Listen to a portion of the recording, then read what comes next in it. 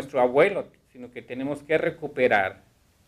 So he's saying that, in his view, there is no reason to take away the plants that his parents and grandparents have passed down to them just because of this one disease.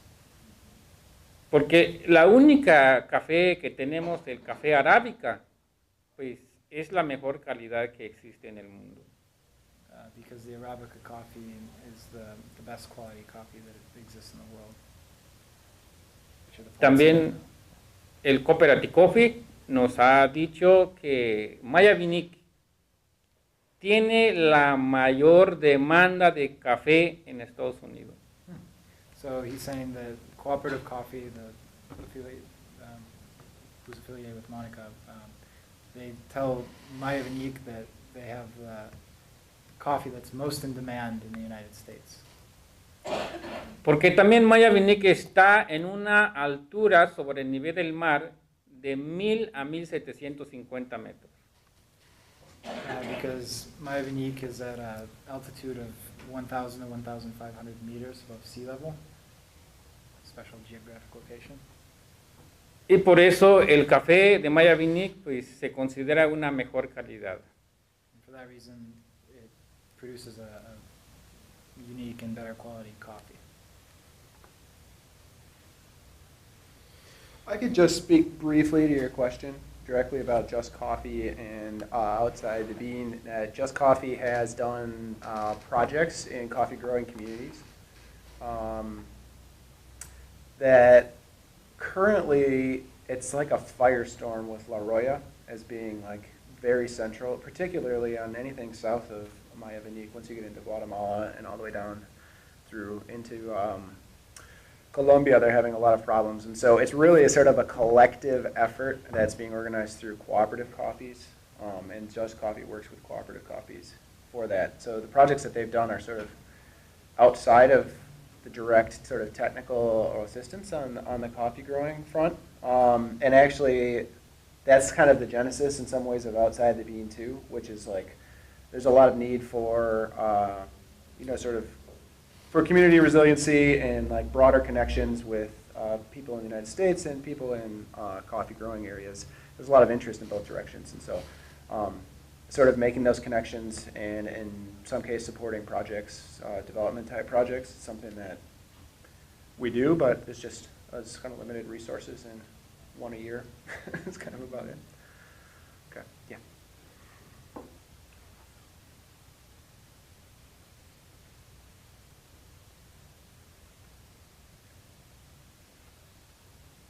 If there's no more questions, I could keep asking questions, but I won't. Yeah, okay. Thank you very much.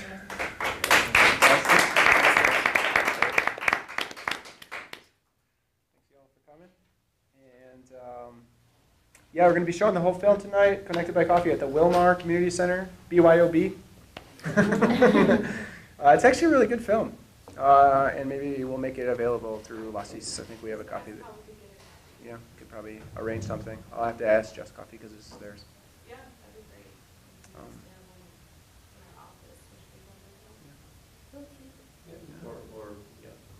Find another screening.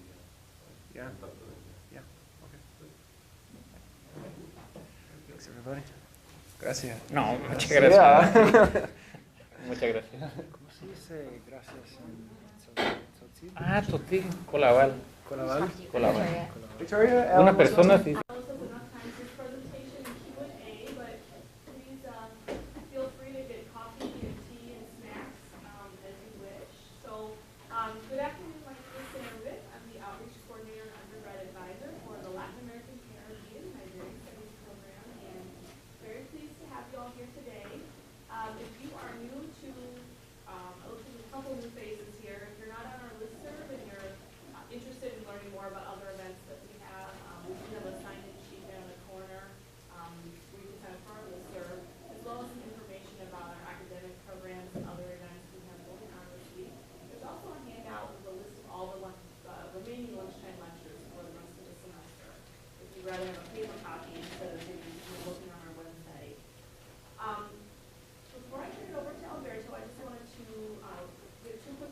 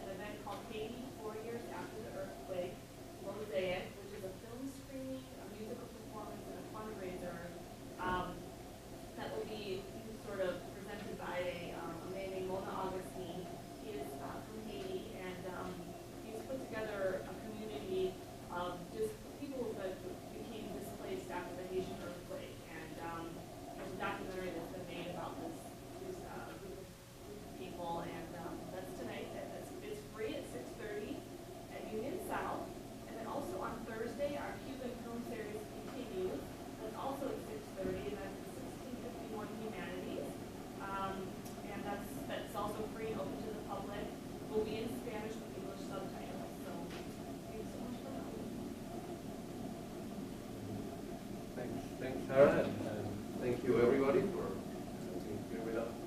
This presentation is my pleasure to introduce my friend and colleague Carlos Arenas. Carlos is a lawyer. He got his law degree from the Universidad Nacional de Colombia in Bogotá. He has 3 master's degrees, one in public law from the Universidad de Los Andes, one in master in legal institutions from UW-Madison, and a master's in law also here from the UW-Madison. And Carlos has an extensive experience working in human rights issues and an activist and as a manager also of great organizations. We most probably remember him and his years working for the originally the Wisconsin Coordinating Council on Nicaragua, WCCN, and then in a very smart move, he expanded and changed it to working capital for community needs. Working in many countries in Latin America, Central America. Now Carlos works for Displacement Solutions. It's an international NGO working in this timely topic of displacement due to climate change. We hear a lot about climate change. We might get worried or not about that, but it's already happening. And Carlos is going to tell us about one particular case in Panama. So thank you, Carlos.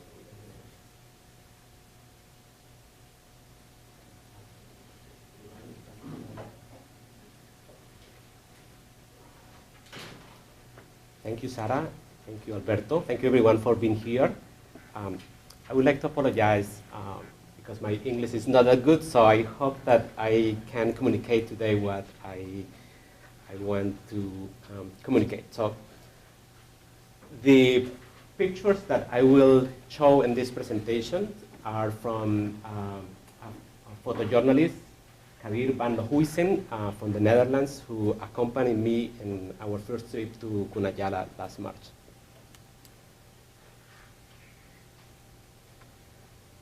So this is the first documented case of an indigenous community in Latin America that has been forced to relocate as a result of the rise in sea level. And at the same time, is one of the first one that our organization, Displacement Solution, is aware of on climate displacement in Latin America at this scale. Let me introduce Displacement Solution a little bit. As Alberto mentioned, Displacement Solution is an international human rights organization based in the Netherlands, in Geneva, that is specialized in climate displacement. And the organization has been documenting during the last 5 years the situation of the climate displaced population worldwide in places like Bangladesh, Tuvalu, Kiribati, Fiji, Vietnam, etc.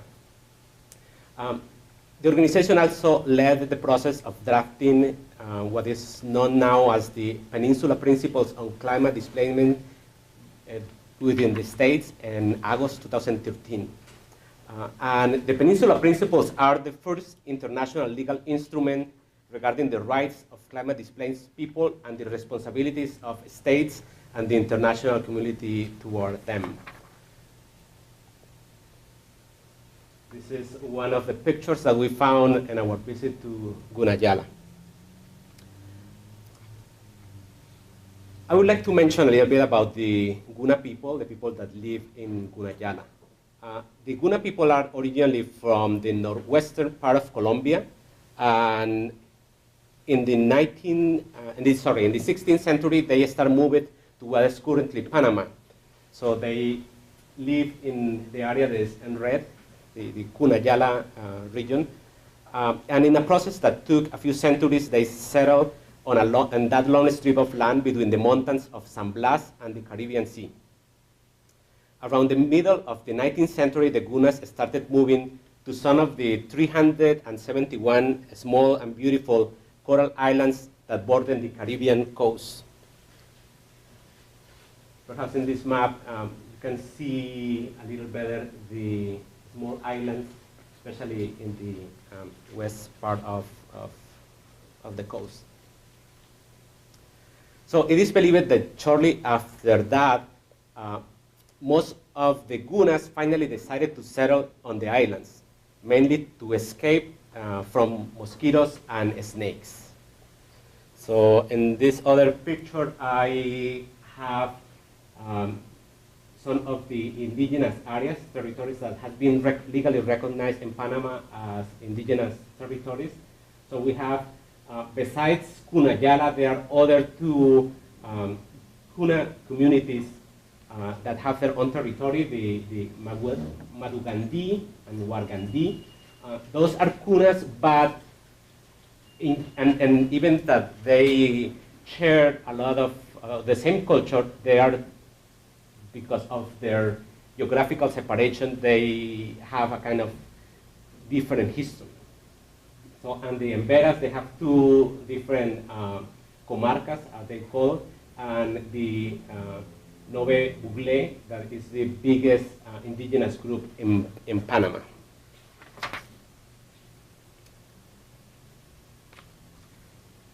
Each community in Cunayala is led by a group of local chiefs that are called silas. Typically, a community has 4 silas, and they have a hierarchical order. And each community also has another very important person that is called the argar, that is a type of interpreter of what the silas say. So most of the culture, the Kunas transmit the culture to their kids and to the community by singing traditional songs, where they narrate all their history. So the Gunas say that in their songs, they don't mention the islands. Those are very old songs from a time where they were still living in the mainland. So another important thing to keep in mind is, as you can see here, the Cunayala region is located in 3 different municipalities: Narganá, Aligandí, Tubuala, and Puerto Ovaldía, and in the border with Colombia. There are not Kuna communities here, but in the other ones. And each municipality, the Kuna communities that live there, they select a regional chief that is called the cacique, and the 3 caciques are part of the what is called the Kuna General Congress. This kind of the administrative institution that govern the Cunayala region. They also have elect members of what is called the Kuna Cultural Congress. So they have this combination of the a structure that is in charge of keeping the culture of the organization, and other of running the comarca of Cunayala. So some of the patterns of settlement in that area are the following. Because almost all of the islands lack fresh water, the Gunas settled on those islands that were closest to the mainland and near to mouths of rivers. To this day, they farm, hunt, and access water from the rivers on the mainland while living on the islands and fishing in the ocean. Of the 40 Kuna communities, only around eight communities are still, they never moved to islands, they still live in the mainland. So as of today, some of those islands have running water. The government built a very, I would call provisional aqueduct that connect the water from the rivers in the mainland to some of the islands. So you can see that there is a little bit of running water that works sometimes, but most of the water is still, they need to go to the mainland, to the rivers to get that water. Historically, the Gunas have resisted all efforts of colonization for more than 4 or 5 centuries. And additionally, they have been very successful in protecting their territory from all types of outsiders, including small settlers, large entrepreneurs, and even state officials. The most dramatic fight to control their territory took place in 1925 during what is called the Thule Revolution, when the Gunas expelled all state institutions from the region. They were granted autonomous status in 1938, and this has been protected and even expanded since then. So next year they are commemorating like 9 years of being an autonomous region. And it's, I will say, and in our report, if people are interested, you can read a little more about that, but it's important to keep in mind that there is the autonomy, what is in the laws, and what I will call autonomy in the practice, and definitely what they exercise their autonomy beyond what is said at the law. And the Panamanian government in general has accepted this type of arrangement. The population in the Gunayala region has grown from around 15,000 people in the 1920s to a peak of 34,000 in the 1990s. The last 2 censuses have shown a small decrease in population, around 32,000 in the year 2000 and 33,000 in 2010. According to the 2010 census, that is the last one in Panama, most of the Gunas are, and here we count all the Gunas, not only from Gunayala, but from the other 2 Guna comarcas.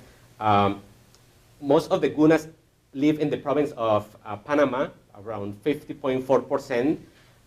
This is the province where the capital of Panama, Panama City, is located, followed by Gunayala, where 37.6% of the Gunas live. This indicates a migratory pattern from Gunayala to the capital city that started with the construction of the Panama Canal at the beginning of the 20th century and have become a permanent flow since the 1970s.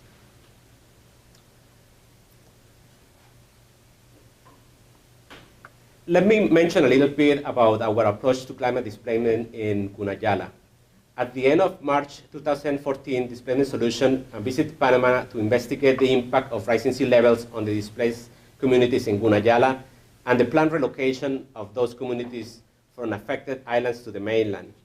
We used the Peninsula principles as a guiding framework for assessing the situation and making recommendations.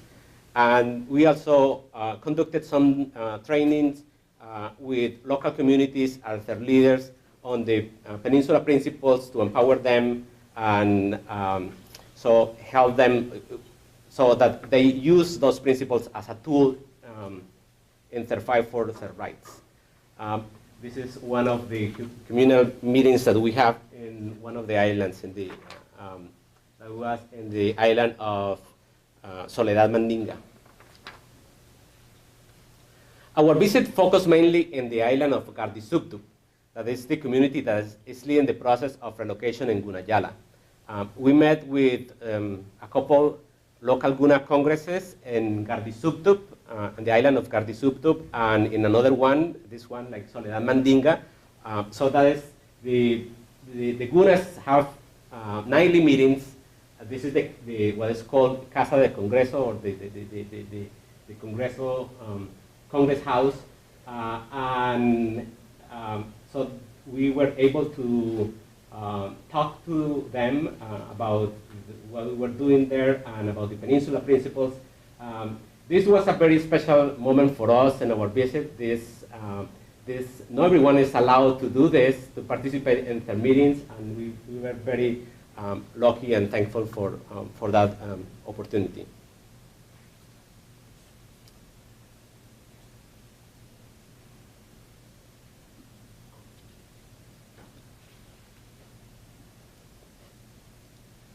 The relocation of the Gunas communities. So let's talk now about the relocation.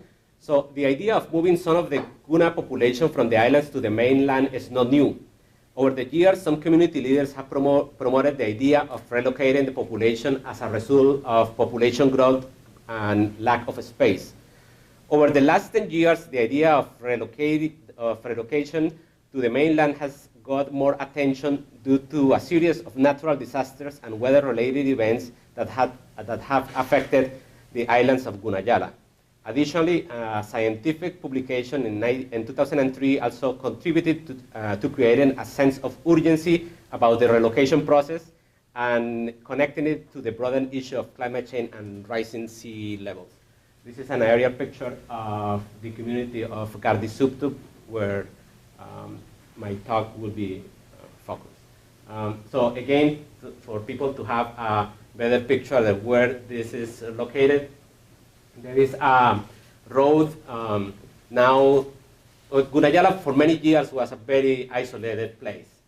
You have to take a small plane to some of the communities, and it was a paved road that was built many years ago that tried to connect Panama City with the port of Carti, but because of the lack of bridges and because it's a region where it rains almost every day, for many years the road was useless until around 4 years ago that the government finally built all the bridges that were needed and the road was paved. So now it take only 2.5 hours from Panama City to the port of Carti. So this island is located just in front of the Carti port. It's like 1.5 kilometers from the mainland. And as I will mention later, it's one of the main entry points to Gunayala. So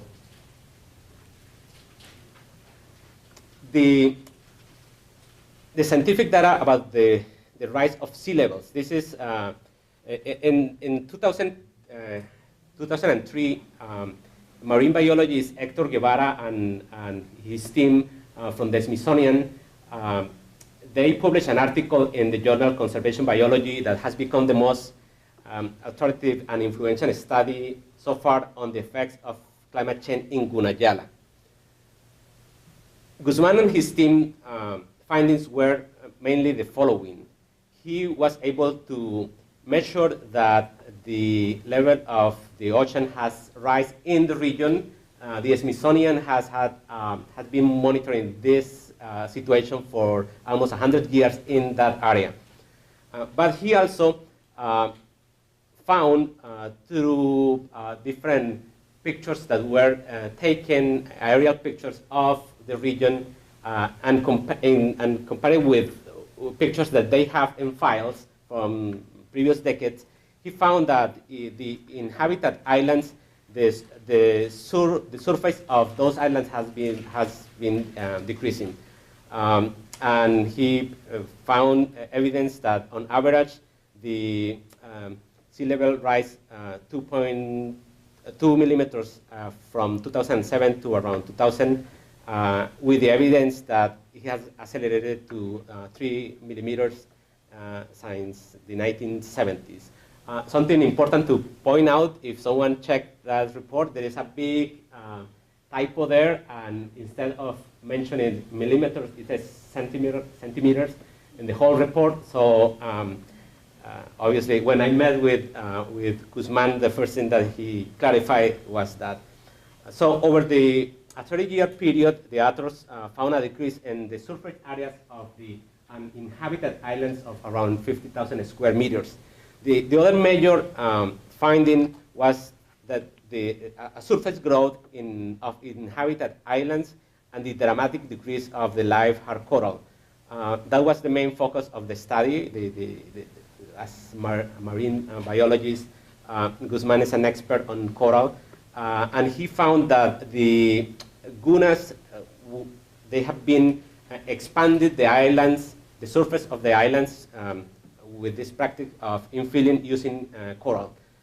And they estimated that they increased the size of the islands, the islands by around 62,000 square meters.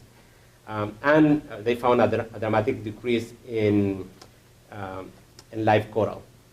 They also found that they measured the seawalls that were built around the islands, and they mentioned that at around 16 kilometers. So since the publication of this study, Guzman has organized and the Smithsonian several workshops to publicize their findings and to bring the problem to the attention of the general public, the Kuna people, and the Panamanian government about the rising sea levels and the need to relocate the Gunas communities as a way to save and restore the coral of Cunayala. This who's affiliated with Monica, they tell Maya Vinic that they have coffee that's most in demand in the United States. Porque también Maya Vinic está en una altura sobre el nivel del mar de 1000 a 1750 metros. Because Maya Vinic is at an altitude of 1,000 to 1,500 meters above sea level, special geographic location. Y por eso el café de Maya Vinic pues, se considera una mejor calidad. And for that reason, it produces a unique and better quality coffee. I could just speak briefly to your question directly about. Nuestro abuelo, sino que tenemos que recuperar.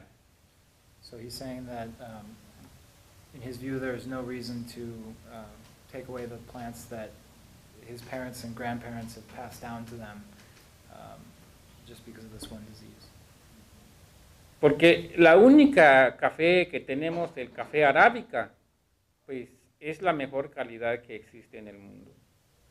Because the Arabica coffee is the best quality coffee that exists in the world. También el Cooperative Coffee nos ha dicho que Maya Vinic tiene la mayor demanda de café en Estados Unidos. So he's saying that cooperative coffee, There's a lot of need for, sort of, for community resiliency and like broader connections with people in the United States and people in coffee growing areas. There's a lot of interest in both directions, and so sort of making those connections and in some cases supporting projects, development type projects, is something that we do, but it's just it's kind of limited resources and one a year. That's kind of about it. Okay, yeah.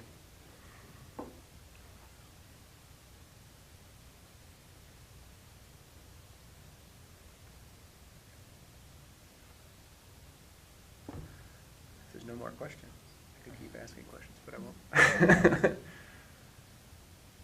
Yeah, okay. Just Coffee, and outside the bean, Just Coffee has done projects in coffee growing communities that currently it's like a firestorm with La Roya as being like very central, particularly on anything south of Maya Vinic. Once you get into Guatemala and all the way down through into Colombia, they're having a lot of problems. And so it's really a sort of a collective effort that's being organized through cooperative coffees. And Just Coffee works with cooperative coffees for that. So the projects that they've done are sort of outside of the direct sort of technical assistance on the coffee growing front. And actually, that's kind of the genesis in some ways of Outside the Bean too, which is like, thank you very much.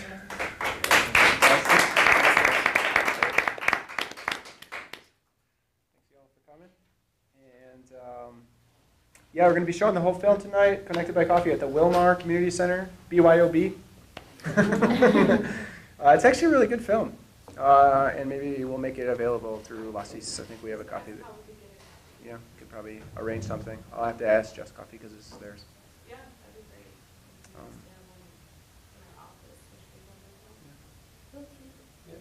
Or just find another screening.